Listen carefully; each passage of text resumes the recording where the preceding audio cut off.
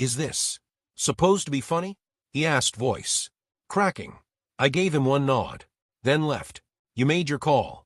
For 5 long years, I answered to him, Harold Bennett, CEO, and my wife's father. To his face, he was Sir. Behind closed doors, a slick snake in expensive custom threads. But it wasn't always that way. I once tried to earn his trust, his approval, both as his worker and as his family. I clocked in first, clocked out last, salvaged accounts, wooed clients others feared. I took work calls on Christmas, missed birthdays and big dates. I believed I was carving a path, building legacy. In reality, I was bailing water from a sinking vessel while he handed lifeboats to his favorites. Brian got the prize. Brian, my lazy peer who strolled in late, dipped early, and mostly tapped his phone playing fantasy sports. Harold dubbed him a young thinker, said he had fresh perspective. Fresh? The guy didn't know Excel shortcuts. He was 32, still asking his mom how to boil eggs. But he golfed with Harold, and he echoed what Harold liked hearing. I learned on the same day the company-wide memo hit. Brian Carter, VP of Strategy. I read it 3 times, numb. My name wasn't even mentioned, not even CC'd. So I marched into Harold's glass-walled office. I asked why. He actually smiled. You're solid, kid. But Brian sees the future, and promoting you might raise eyebrows. Nepotism, you know? Nepotism? That burned deep. So giving a title to Brian, your dinner guest every weekend, isn't nepotism.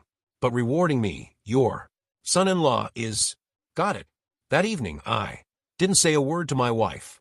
Didn't touch food. I just sat in silence, staring at the apartment I paid for. Furnished, cleaned, kept running. All of it an illusion. The change came slow. Not out of rage, but calculation. I started collecting, quietly pulling down copies of every deck, projection, strategy plan I ever created. Because Brian didn't save Q2. I did. I had the files, the proof. Then I contacted my old mentor from business school, now the head of a niche investment firm. We got coffee. I pitched numbers. He saw the vision, promised funding for a startup, with me as the lead. Next, I tapped some clients. Not the giants, too tangled. The smaller, scrappier ones. I asked if I left, would you follow? Replies came faster than I expected. Absolutely.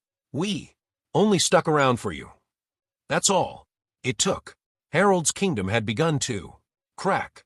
I waited 3 weeks, pretended, laughed at jokes, nodded at nonsense. I even raised a glass for Brian at the party, gave him a toast. He grinned and said, tough luck, huh? That night, I sent his assistant the wrong pitch deck, just flawed enough to embarrass him. It landed. 3 weeks later, I hit print. Resignation letter. 3 pages long. Page 1, courteous nonsense. Thanks and formalities. Page 2, a client list. Signed commitments. Page 3, the sting. P.S. Promoting me would have looked like nepotism. Agreed.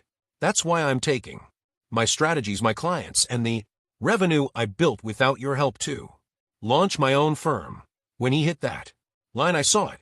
The laughter curdled. No smirk. Just confusion. Mouth half open. Eyes wide. Is this real? He croaked. I nodded. Not to confirm a joke, but to say he was the joke. After that, chaos hit. In days, for major clients vanished. Half came with me. The others just quit. Brian scrambled. Fumbled statements. Emailed in panic.